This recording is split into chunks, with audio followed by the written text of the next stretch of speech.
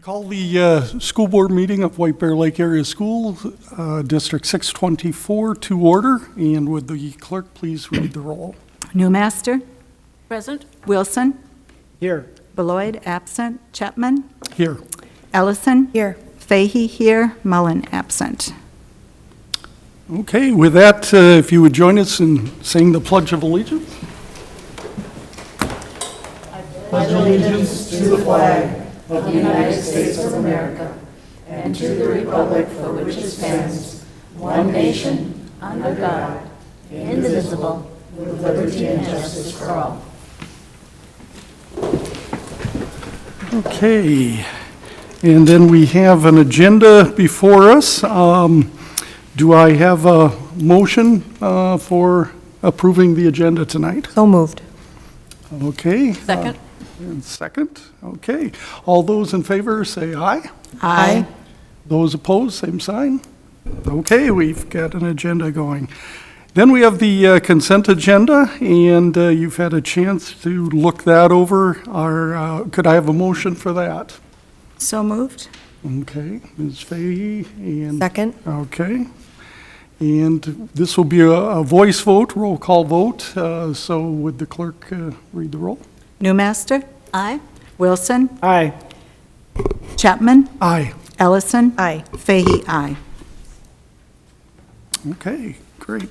And one thing before we move on from the consent agenda, I just want to again acknowledge the gifts that we received. There were a couple of them, I believe, in this board packet, and we have a very supportive community who provides a lot of funding, and this month was no exception to that. So we appreciate those donors that did provide that funding to the district. Moving on then to item B, we have the public forum, and this is the time where citizens of the community can address the board of matters of interest to them. And in order to do so, would need to fill out a 3x5 index card that would be over at the table there. Is there anybody that would like to address the board at this point in time? I do not have any cards in front of me, so we will move on then to the next item on the agenda, information items. And the first one up is summer learning opportunities for students. And will that be Mr. Maurer? Okay, okay.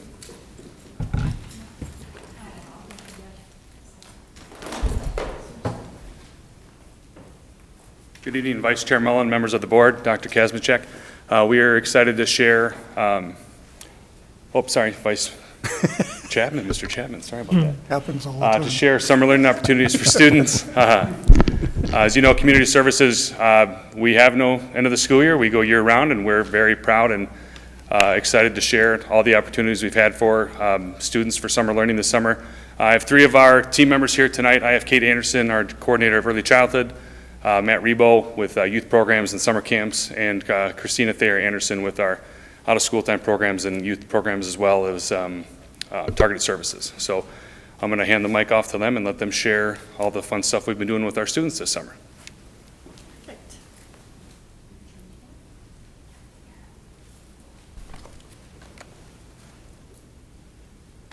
Is that good? Okay. Good evening. I'm Kate Anderson. I'm the early childhood supervisor in the district. And in the summer, we have limited programs that we're running. We do K Jumpstart, which is for incoming kindergartners to get some opportunities to be in the building that they're going to be attending in the fall. We do some 3-week play groups, Blooming Babies, and a summer fun class. And we also do preschool playground, which is for ages 3.5 to 5. Ran from June to July for a 3-week session 2 times for families to attend at different elementary buildings. This year our enrollment was good. We had lots of parents and families that wanted to participate, but I think the one thing that I really want to highlight is in June, the early childhood program always goes out and does a park event. Well, we partnered with my colleagues in community ed and some cultural liaisons, and we went out to Stellmacher Park and targeted those apartment complexes there, and we had a free dinner meal provided to them. We had activities, we had art activities and information to give out to families. I think we had over 150, 200 families, or not families, but people that attended, so it was a really great event for us. The other thing that I just wanted to quickly update you on is what my program's mostly doing in the summer is getting ready for fall. And so far, right now, we have very full preschool programs. We have 175 4-year-olds that are registered, and we have 27 still on a waiting list. We have 6 locations that we're housed at. Our 3-year-olds, we have almost 100 3-year-olds that are already registered, and we have about 20 or so slots open. The one concern that I'm really working on this next school year is finding some additional space to run for those programs, as you just heard about the waiting lists, as well as looking for different areas in the school district that we can pocket for families that we're not targeting. So that's early childhood throughout the summer. Thank you.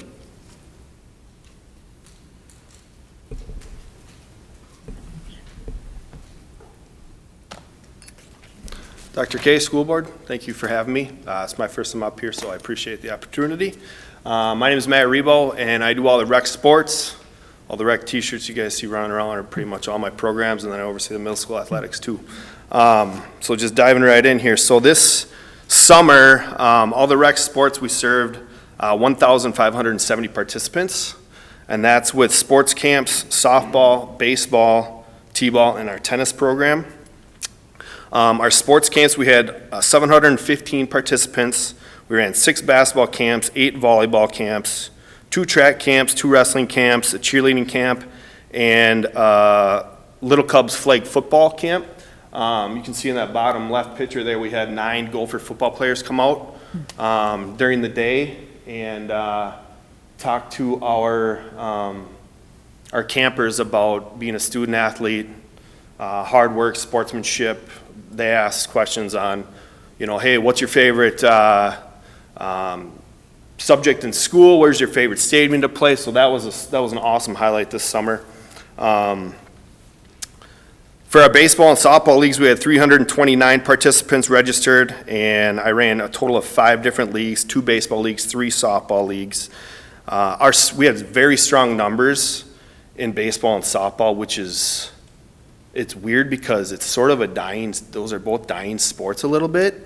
But we have such a strong numbers around here. We have teams from St. Paul and Maplewood coming. You'd think St. Paul would be able to field the softball league. Well, they can't, so they're coming to play with us. So we're doing something right there. I worked with 29 volunteer coaches from May to a few weeks ago, and I used 5 high school and college kids for umpires, and we played at parks all across White Bear Lake area, so I try to divvy out Hugo, Vadnais, south side of town, central, so everybody sort of has a fair driving for that. And then also I thought something that you guys might think is sort of cool, these trickled into our office the other day. These are pennants from 1960. So they were giving these out for like league championships in 1960. It says White Bear Rec on it. This one does here. But I sort of recreated that as a retro thing for my league champions. That is sort of cool. So pretty cool. So anyways, yeah, our T-ball program, which was the other activity that we ran to, was we had 416 participants in that, and we have youth parks all across White Bear for that too, and I staff about 35 to 40 high school and college kids. So when they come back from college or looking for a summer job, I use them as T-ball coaches. And our tennis, we had about 110 participants as well, all summer long for that too. So now we're just gearing up for fall sports, which is flag football, rec soccer, and volleyball. We have over 200 kids in flag football, which is our 5th year for that. And then we're also getting ready for middle school athletics. cheerleading, cross-country, girls tennis, and girls volleyball. So, Thank you. I do have one question. Yeah. Where did the pennants come from? Did somebody donate them? so or- yeah, somebody brought them in, and I'm like, these are pretty cool. So, Yeah. and there's a few more up in our office, in John Anderson's office. He's got them, but I'm like, yeah, we got to make those again. So, did my best here, and we can move forward with that. So, Thank you. Hi, good evening. My name is Christina Thayer Anderson. I'm another one of our program coordinators. I oversee youth programs for the department. Youth programs in the summertime includes our summer school program. I oversee targeted services year-round during the summer. We call it Summer U. That can sometimes be confusing, but we are moving away from the term summer school and using Summer U. This year, our summer program was 60 hours of academic support. We are in kind of following along with our district strategic plan, looking at ways that we engage our students throughout the summer in more of summer learning experiences and trying to find some new and unique ways of teaching them during summer programs. So some of the things we highlighted up here were ways in which we were trying to change what might be deemed a traditional summer school experience and really kind of giving students more opportunity to be agents of their own learning, looking for more ways that we can really build relationships with students as well, because we want them to be excited and feel confident in returning to school in the fall. So the photos we have up here are from some of those unique experiences that we worked on incorporating this year. Our increase, we had a 25% increase in elementary school summer U programming, which is pretty significant this year. We did, from last year when we had only one summer U site, this year we moved to 2, and really focused on recruitment and the, kind of more of the neighborhood school idea. And I believe from the numbers you can tell that that was pretty successful. Also then at the middle school, we incorporated what we called Genius Hour. It was a 45-minute daily period for students, really kind of built off of, again, this idea of students being agents of their own learning and working in small groups, project-based learning experiences. And then they were able to build boats was one of the activities, and we went to White Bear Beach and tested them out. A really unique experience we haven't done in Summer U before. I also oversee Extended Day. That's a year-round program. During the school year, it's a K-5 program. We run at all of our elementary schools. During the summer, we consolidate to just a few sites. We also are growing in this program as well. Some of the highlights from this program, we have daily opportunities for STEM and literacy activities. These are curriculum-based activities that our staff lead. We also implemented PBIS, which is Positive Behavioral Intervention Systems, at all of our sites, which was really successful. We kind of started inching into that in the school year and then ramping up to the summer, and now the expectation will be that that'll be carried on throughout future school years. One of the reasons that that's really important is the data analysis piece around that, but constantly reinforcing and reminding students of all the amazing things that they're doing. You're always catching them in the good. And for our student population, an extended day is almost 20% students who qualify for SPED services. We have some very high need students in our programs that are very successful also due to those structures and that constant positive reinforcement as well. Then we also do a lot of service opportunities throughout the summer. And one unique piece is our great staff, which we really wanted to highlight. During the summer, while many of us, a lot of people are able to take breaks, we do employ about 110 staff in Extended Day and our Flex program, which is a middle school program, and about 75 to 80 in our Summer U programs between elementary and middle school. So we have a lot of staff that are dedicated to serving students throughout the summer, which I think is really critical to highlight. And one of the pieces also is our 90% returning staff rate. It's even higher in Summer U that are also current 624 staff. This is our Summer Flex program.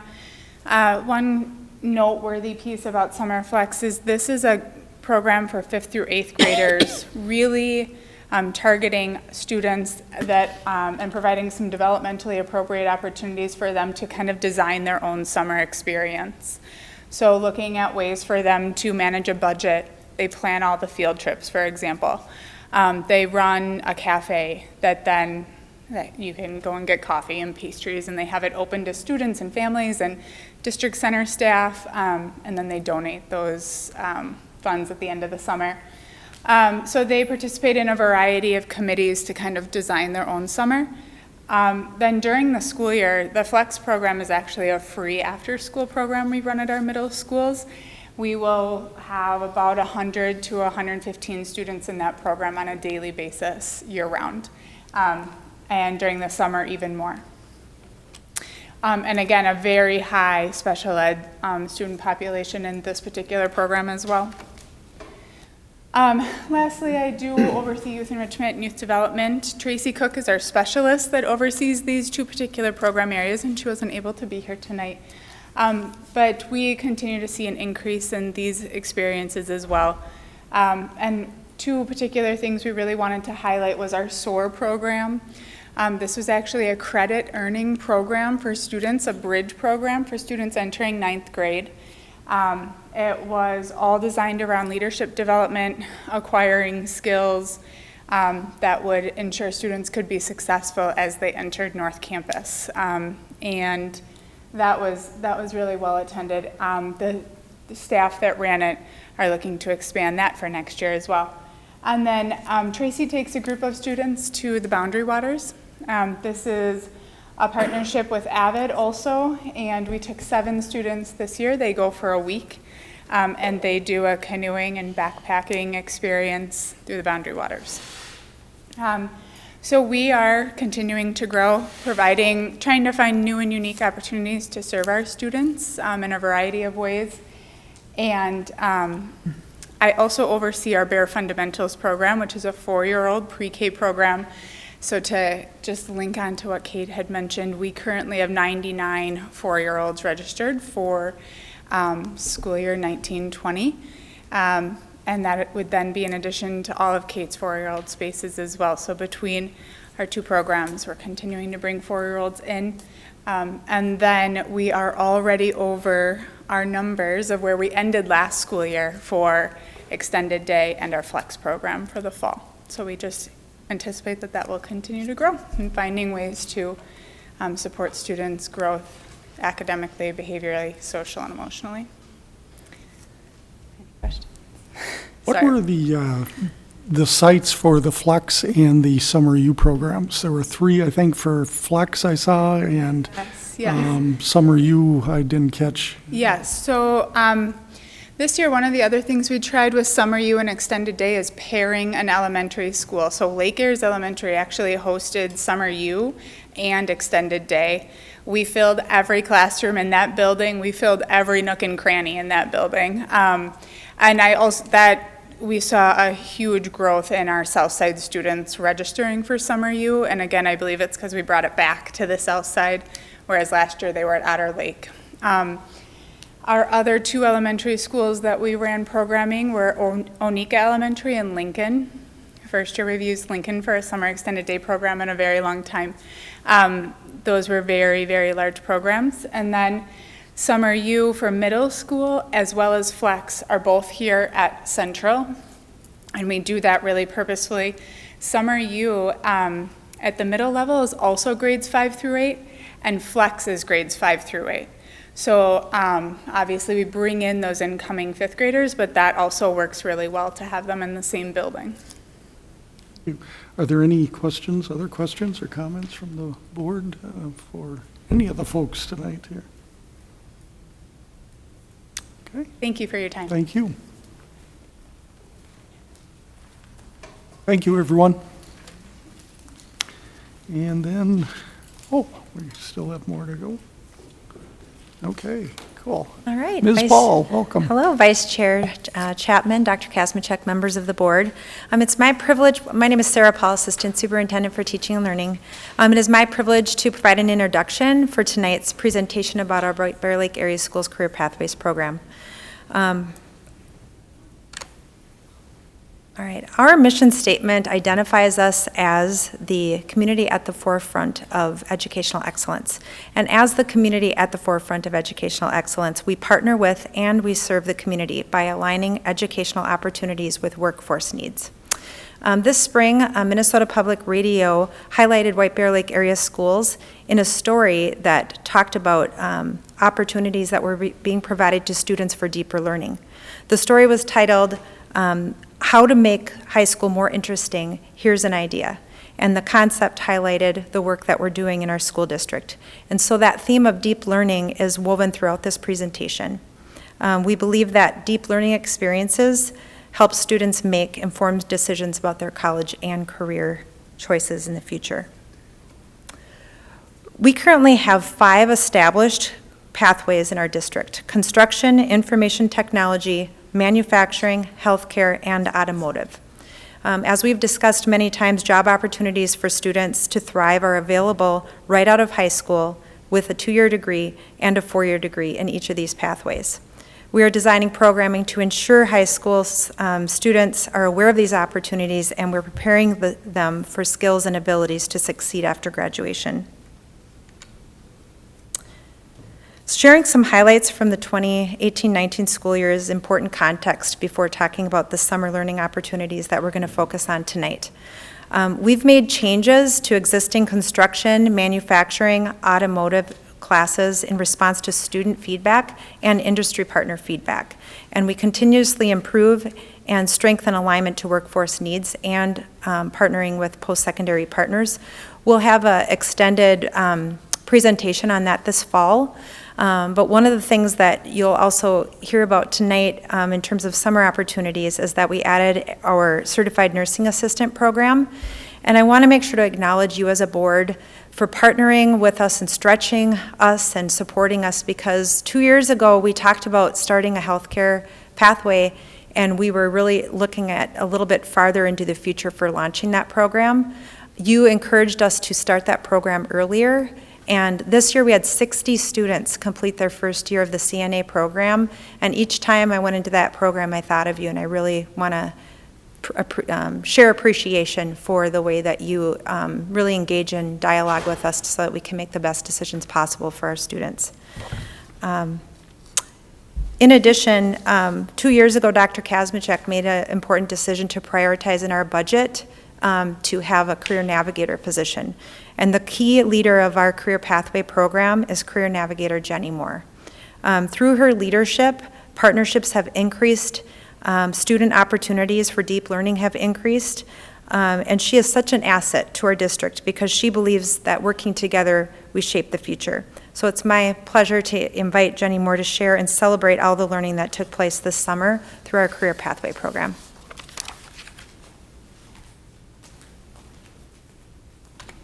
Good evening, everyone. Hello. Welcome.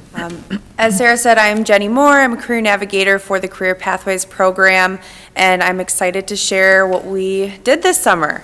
The first thing would be that, again, we had 60 students complete their CNA course, and throughout the summer, I helped the students make sure that they could take their tests and get ready and get certified if anyone had to retake the test, just kind of trying to be a support for them. And the numbers continue to increase as we look more to the fall of how many more students will continue to become certified. We ended the school year with the St. Paul College Career Sampler, and as a result, we were able to lock in even stronger partnerships for our summer camps. We had 13 students complete a video game design summer camp that was actually taught by one of our innovation coaches, Troy Strand, which was really exciting. St. Paul College was looking to hire someone of our expertise from White Bear. We had 7 students complete Scrubs Camp and 4 students complete the Advanced Manufacturing Camp that just finished. What's cool about that and why I'm telling you is that Venice Heights Economic Development Corporation and Health Force Minnesota partnered with us too to provide additional scholarships for our students so that they didn't have to pay for it. And we really want them to know that learning, I know that a lot of these students could not pay for it, and that was really exciting for us. Our job shadows continue to be offered throughout the summer. We had 15 just in the spring alone. And so some in orthopedics and others just continue to open up their doors to students. It's so important that we can offer these one-on-one opportunities for our older students, because it really kind of weans, it either helps them decide this is exactly what they want to do, or they say, I would like to change my mind. And we're finding that students are actually establishing a mentorship with someone that is in their field, perhaps for professional resources and so on. So we really see a unique and important need for job shadows. I am sad that Mr. Mullen isn't here, because I know that he loves apprenticeships, and I wanted to mention that we have been offering apprentice for a day opportunities in our construction career pathway, as well as manufacturing and automotive. And so as we continue to focus on our trade opportunities, we've actually been creating these really cool days that you go and you pretend that you're an apprentice, and what would that feel like, even down to the 15-minute break that's aligned in their schedule. And these students are being matched with apprentices that are already in the union or in the training center. And this summer we really focus on how we're going to continue to evolve and really offer these opportunities for our students. And one such thing that I did want to mention was that we've made plans to offer up the College and Career Center for training centers and local unions, so that all of our representatives can come in. Students can sign up for college visits alongside learning about how to become a plumber. It's really important work, and we're really excited about offering that to our students. We continue to work with Construction Careers Foundation, and that middle logo there, Learn to Build, is so the foundation actually offers a variety of opportunities in the construction skilled trades. Learn to Build is a middle school opportunity. We had 30 students finish that this year. And then as you can see, it evolves. So Construct Tomorrow is a school day opportunity for high school students, all the way up to paid internships. And the partnerships like this are reasons why we are so successful, and why even younger and more students are getting involved.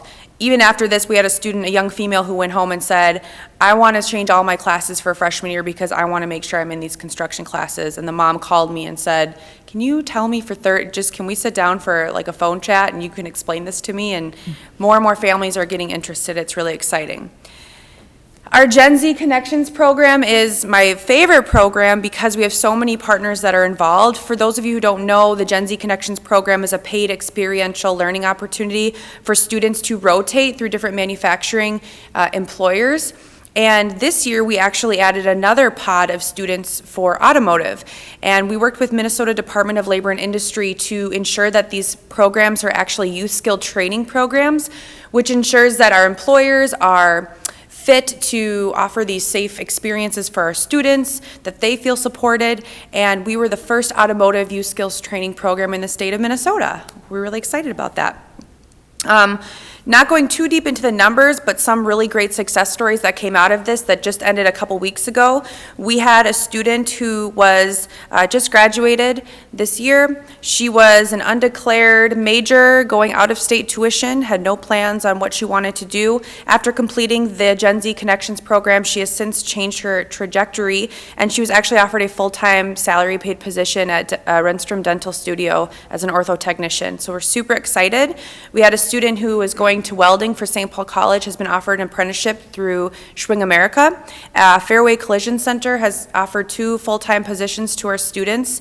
And Berkeley, my favorite one is that Berkeley offered a full-time position to a student that had 0 post-secondary plans and 0 jobs. So it is huge for our students who are completing them. The other ones are going to be seniors next year, and I expect them to be my ambassadors on the program.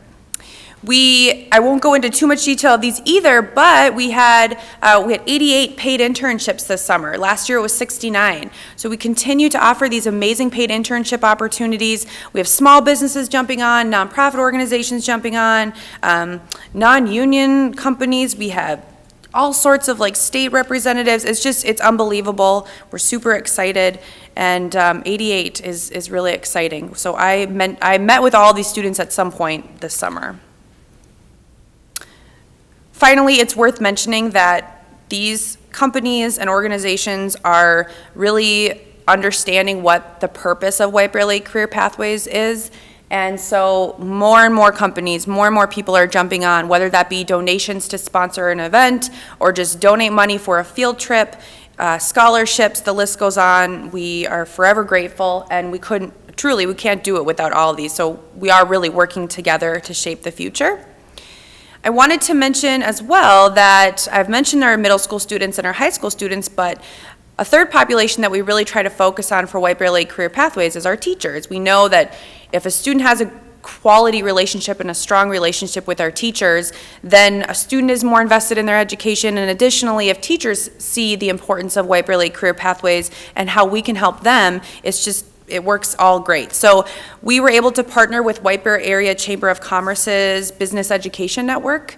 This year, we offered 3 teacher externship opportunities where our CTE teachers actually went into local companies for a week. They got paid as an employee, and the expectation is that they would bring it back to their classroom and make sure that what they're teaching in the classroom is relevant in today's workforce.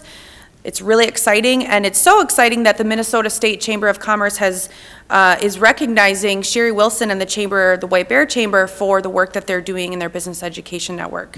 So our teachers get to be they don't know it. I was going to check to make sure no one knows, but they'll be presented with a plaque during staff presentations at South to say congratulations for all of their work.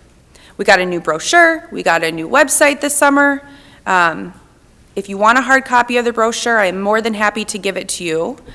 I know most of you are coming to the employer breakfast on Wednesday, so you'll get a brand new one in your packet. And again, we have a lot of upcoming events. This is just until November 13th. We're super excited about all the things that are happening. We look forward to seeing you on Wednesday. Most of you are going to be there, even some of the audience as well. And just thank you. Go Bears. Do you have any questions? Mr. Wilson? I had a question, a recommendation maybe. Ms. Fahey and I, when we were going through the Hugo tour, last spring, something like that? Fall. XL Energy, fall, spring, fall, transitional seasons. But XL Energy has constructed a training facility for their workers in Hugo. Okay. And I'm suggesting that it might be worth a site visit. Yes. Perhaps making an overture, and they're preparing line workers there. It's a full-blown, training site where they'll get up, things of that sort. But I was hopeful that maybe we could work something in for our students, whether it's shadowing, interning, something. Yes, please. If you have any specific contacts, please send them my way. XL Energy. Or just XL Energy Yeah. up in Hugo. Yeah, Hugo. Perfect. Yep. Great. So, Thank you. sure. Any other questions, comments from the board? Okay, I just want to say thank you so much. What an awesome report. There's I so really much love my going on. job. It's really exciting. Well, it shows too. Yeah, so thank you for having me. I love being a part of the district, and I really mean that, so thank you.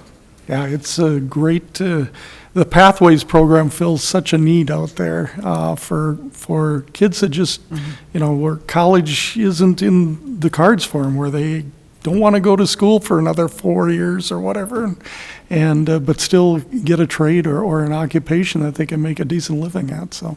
Exactly, thank you. Thank you. Okay, then on to item number 2 under information items, and that is the superintendent's report. Dr. Kazmierczak. Mr. Chapman, members of the board. It's hard to believe, but the school year is quickly approaching. Individual school supply lists are currently available on the school and district website. That's www.isd624.org. Find information about the Welcome Back activities on the individual school websites. We are excited to welcome students back officially in September for our staggered first days. So on Tuesday, September 3rd, grades 6 through 12.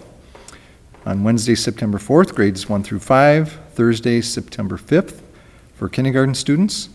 And then the week of September 9th for early childhood programs. District community members age 65 and older are invited to apply for our Senior Activity Pass, which allows free entry into a variety of activities for entertainment, home athletic contests, concerts, and theater productions, to name a few. If you'd like to be added to the list, call the superintendent's office at 651-407-7563 to request a free activity pass and a 2019-20 district activities calendar. White Bear Lake Area Schools is currently hiring a variety of positions for the upcoming school year. Find employment opportunities on the district's website and join White Bear Nation. Two district publications will be arriving in mailboxes very soon. The Community Services Fall Catalog, mailed to all district households, contains information about community services and recreation classes and programs. It also includes the Bears Bulletin portion with district updates and information. Information about the upcoming November 5th bond referendum is included in this edition of the seasonal publication. The 2019-20 activities calendar is in the mail to families who have students in our schools. Community members who would like a copy can stop by any of our district schools in September or call 651-407-7563 to request one to be mailed to their home. And the district has begun its efforts in sharing information with the community about the bond referendum, which, if approved, would accommodate projected enrollment growth, safe, secure, and healthy learning environments for all students, increased opportunities for students through a single unified 9 through 12 high school experience, and flexibly designed learning spaces to support student-centered instruction. The district's efforts in sharing the information with the community will continue with the website www.isd624.org/bond2019, providing the most current information. Community members will soon be receiving referendum information in Bears Bulletin, the flip book to the Community Services Catalog just mentioned, and we'll continue to share the referendum details out in various ways. And one thing I'd like to address and correct are some erroneous pieces of information that are being shared in the community. First of all, high school size. The combined high school size has been talked about as housing 5,000 students, whereas the plan created by the committee and approved by the school board is a high school building built for up to 3,400 students, which is the anticipated enrollment for grades 9 through 12 in the 2028-2029 school year. So that figure is 3,400 students, and that would be for the common spaces, and classroom spaces would actually be built for 3,200 with the idea that we would expand if necessary. And then eminent domain, I'd like to reiterate that a single unified grades 9 through 12 high school could be built on the existing property already owned by the school district. The district would consider purchasing neighboring homes from interested sellers if expansion made sense. But the school board has stated publicly multiple times that it will not use eminent domain. So I want to reiterate that one more time. As is the case at any time, I invite anybody who has questions or concerns to contact me. I would be glad to have a conversation with anybody who reaches out. Thank you, Dr. Kazmierczak. And then we move on, the agenda items. We have no discussion items tonight. I think that's a first in the time that I've been on the board. It's a pretty rare thing anyway. So we move on down to item E on the agenda, operational items. And the first item there is action on approving superintendent's contract for 2020 through 2023. We all are aware of those contract details, so at this point, I'd like to entertain a motion to approve that contract. So moved. Okay. Second. Okay, I've got a motion and a second. Any discussion at all? Okay, we will proceed to vote, and is it a roll call? Okay, roll call vote. So the clerk, would you call the roll, Ms. Fahey? Newmaster? Aye. Wilson? Aye. Chapman? Aye. Ellison? Aye. Fahey? Aye. Okay, and you have another new contract for a few more years. Congratulations. Thank you. All right, and then item number 2, we need to go into closed session. It has to do with action on approval of land purchase agreements. So do I hear a motion to do that? So moved. Okay, Ms. Fahey, is there a second? Second.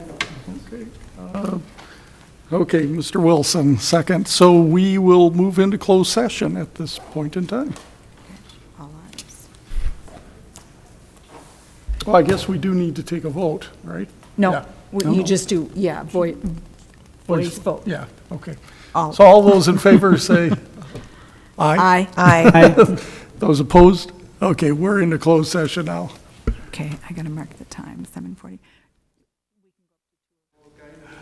Okay, we reconvene the regular school board meeting of School District 624 from the closed session, and from there, we are going to then move to item E, or I guess take action on item E, which is the approval of land purchase agreements. And we've had the discussion, so I will entertain a motion at this point. So moved. So moved. Ms. Fahey and Mr. Wilson, second? Okay. And with that, I'll ask, is there any discussion, any questions at this point? Okay. We will take a roll call vote. Newmaster? Aye. Wilson? Aye. Chapman? Aye. Ellison? Aye. Fahey? Aye. Okay, and it passes. Then we move on to board forum, item F, and this is the opportunity for the school board to share items of interest to the general community and with each other regarding things that are going on out there. So does anybody have anything to share, Ms. Ellison? Last week, a number of teachers from Matoska and some from Willow Lane brought Teaching Tolerance in to do some teacher PD for them, and so the teachers came here to this room on their own accord, on their own time, and did a workshop on Social Justice 101 and facilitating critical conversations for the elementary teachers. And from what I heard, it was really successful. So I'm really proud of our teachers for taking that step to bring them in. Cool. Ms. Fahey? And I have something to, I'll just finish writing.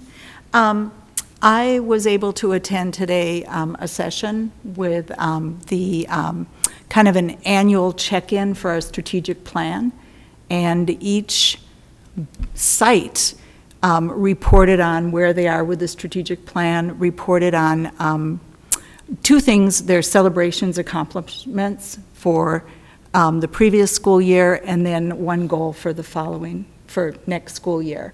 And it was incredible, the engagement, the work that's being done in individual buildings that's aligned to the strategic plan.